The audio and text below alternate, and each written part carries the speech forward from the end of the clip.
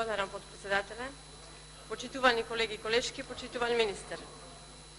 По однос на предлог буџетот за 2019 година, јас ќе започнам со фискалната стратегија со препораките на Меѓународниот монетарен фонд и Светска банка. За разлика од претходните буџетски години, кога фискалната стратегија во континуитет се носеше со задоцнување, а представува основа за креирање на предлог буџетот, последната фискална стратегија е навремено донесена. По утврдувањето на стратешките приоритети, владата изготви фискална стратегија како среднорочна фискална рамка за периодот од 3 години, која ги дефинира насоките и целите на фискалната политика и ги утврдува износите за главните категории на проценетите приходи и одобрените средства за тој период. Соработката на Република Македонија со Меѓународниот монетарен фонд секогаш била важна и добро е што тие го држат фокусот врз Македонија, спроведуваат мониторинг на економските перформанси, значи фокусот се уште е задржан врз нашата држава. Меѓународниот монетарен фонд е долгогодишен партнер на Република Македонија и многу добро ги познава сите аспекти во економијата.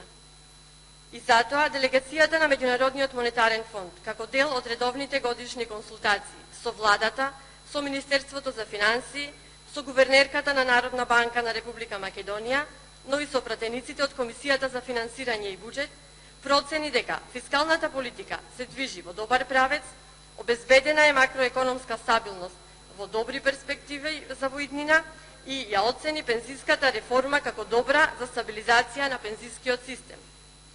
Она што е потребно на земјата според препораките на Меѓународниот монетарен фонд како најголем приоритет е зголемување на продуктивноста преку обезбедување ефикасни институции и развој на нови вештини и знаења. Според проценките на ММФ, воведувањето на праведен, прогресивен данок во Македонија ќе обезбеди дополнителни средства за воведување на минимален гарантиран приход и со ова најдоходовните граѓани кои ќе им помогнат на ранливите категории на граѓани, односно најдоходовните 1% граѓани, 38.000 луѓе ќе имаат покачување на даноците. Затоа прагот за прогресивното оданочување е поставен за да ја опфати токму оваа група на граѓани со дополнителна стапка од 8% за делот од доходот кој надминува 90.000 денари месечно. Ова значи дека за доход до 90.000 денари месечно данокот би останал 10% како и досега, додека само на делот на доходот кој надминува над 90.000 денари би се плаќале дополнителни 8%. Со воведувањето на праведниот прогресивен данок во Македонија ќе се обезбедат дополнителни средства за воведување на минимален гарантиран приход. Промените во данокот на личен доход го зголемуваат данокот на доход од капитал и ја подобруваат рамнотежата на даночниот товар помеѓу лицата со висок и нисок доход. Предлог буџетот за 2019 година е фокусиран и на одржливоста на пензискиот систем, промовирањето на социјалната еднаквост и поддршката на вработувањето. Ќе се направи минимална корекција на стапките на придонеси за пензиско-инвалидско осигурување и здравствено осигурување за вкупно 0,5% поени. Се воведува јасен критериум за влез во двостолбен систем, а тоа е денот и годината на раѓање, односно до 1.1.67 година, ќе може да се вратат и да добиваат пензија само од првиот столб пензионерите, по нивна желба и со тоа се дава можност граѓаните да имаат поповолни пензии. Затоа што имаме излегување веќе на таков вид на пензионери и ќе видиме дека тие пензионери имаат нереално ниски пензии, согласно овој принцип, и затоа сега им се дава можност да се вратат и да добиваат пензија само од првиот столб. Исто така, ќе може сите оние кои што користат бенефициран стаж, сите да се вратат и да добијат пензија само од првиот столб. Системот ќе биде праведен за сите оние кои што имаат бенефициран стаж, вклучително и рударите, да се вратат во првиот столб и да си ги добијат пензиите кои што им следуваат, висината на пензии да биде поповолна. Буџетот за 2019 година е креиран на реална основа, односно на реални основи кои што се базираат на проектиран раст на бруто домашниот производ од 3,2% и намален буџетски дефицит од 2,5%. Вкупните приходи на консолидираниот буџет се планирани на 210,848 милиони денари, додека пак расходите се планирани да достигнат до 228,548 милиони денари, Нивото на приходи и расходи навестуваат намалување на буџетскиот дефицит од планираните 2,7% во 2018 на 2,5% во 2019 година. Односно, буџетскиот дефицит во 2018 година изнесувал 18,233 милиони денари, во 2019 17,700 милиони денари, или буџетскиот дефицит се намалува за 0,2% поени. Задолжувањето во странство се очекува да се намали за 27% споредено со планираниот буџет за 2018 година. И тоа најмногу се должи на намалувањето на ставката други задолжувања во странство за 28%. Следната година се предвидува задолжување кај странски влади во износ од 322,183 денари, проектирани се и отплата на долговите и тие се намалени за 16% на домашниот пазар и за 41% на странскиот пазар. Над 26 милиарди денари издвоени се за капитални вложувања и во текот на 2019 година се очекува да се реализираат во значителен износ, имајќи во предвид дека во најголем дел завршени се процедуралните, законските и другите бариери кои беа причина за слабата реализација во 2018 година. Во 2019 година наменети се 37% повеќе средства за економски развој во однос на претходната година и со ова јасно се покажува дека владата во оваа година ќе биде силно посветена на економски раст и развој на Република Македонија. Очекуваме раст на бруто инвестиции во реални основи од околу 4,2% и рекордно ниво на капитални инвестиции од 26,2 милиарди денари. Очекуваме стапка на невработеност, која што ќе падне под 20% и раст на платите од 4,5%.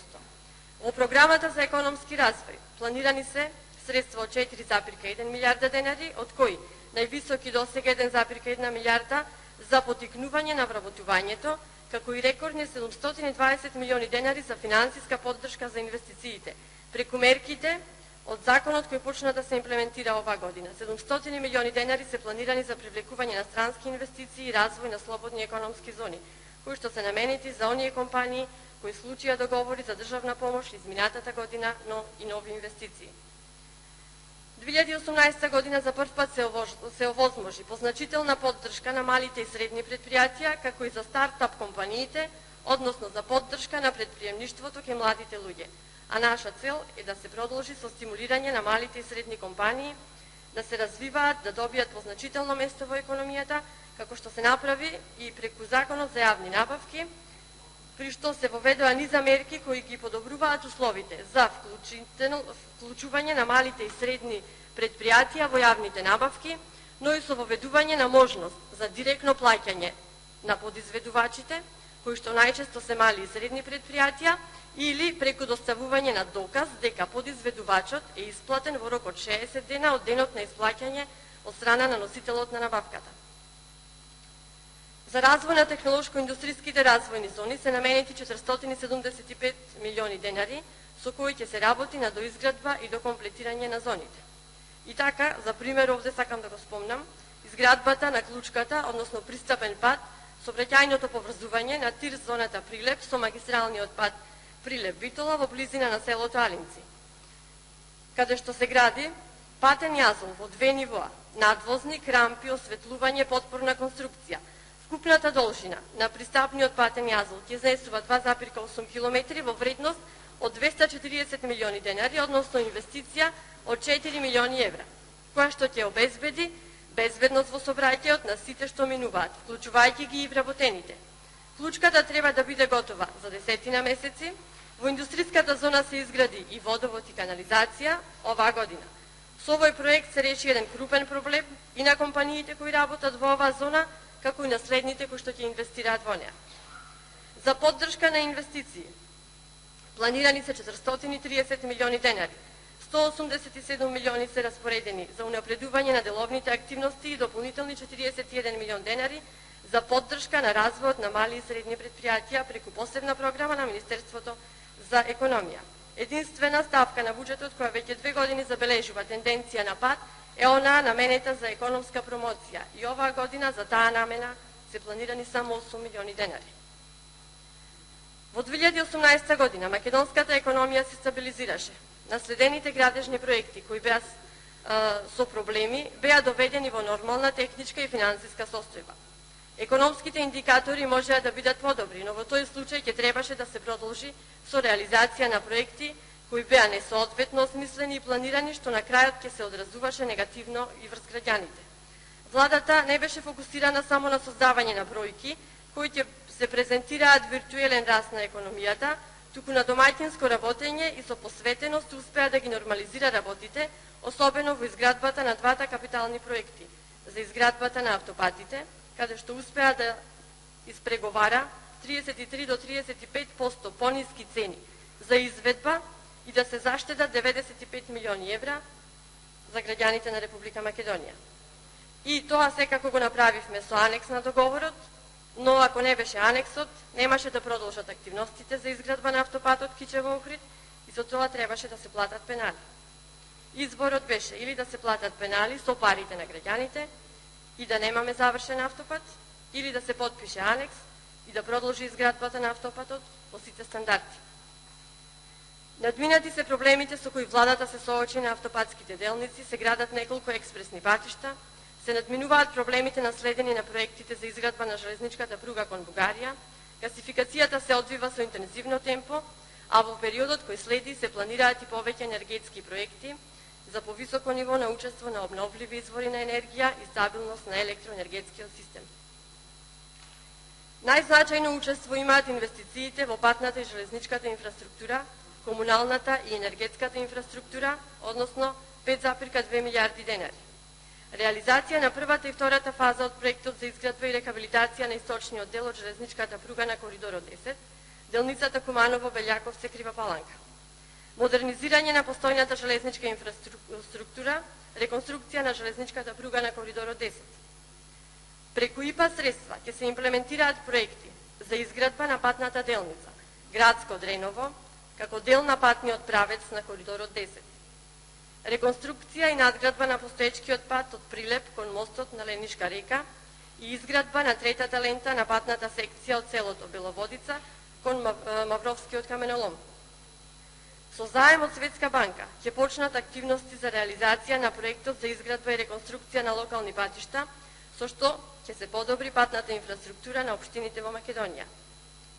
Интензивирањето на активностите околу изградбата на првата фаза од националниот гасоводен систем, делницата Штип-Неготино-Битола и делницата Скопје-Тетово-Гостивар, ќе изнесува 1 милиарда и 11 милиони денари. Владата значително ќе ги поддржи единиците на локалната самоуправа, со зголемување на тековните трансфери за 7% во однос на минатата година. Со засилена динамика ќе продолжи изградбата на водоводните и канализационите системи во општините, финансирани од сопствени извори и од средства од кредитните линии од Европската инвестициона банка и од КФВ банката. Преку проектот за подобрување на општинските услуги, финансиран од Светска банка, ќе им се овозможи на општините и јавните комунални предпријатија да финансираат инвестициони зафати согласно своите приоритети во областа на водоснабдувањето и одводнувањето на отпадни води и управување со цврст отпад.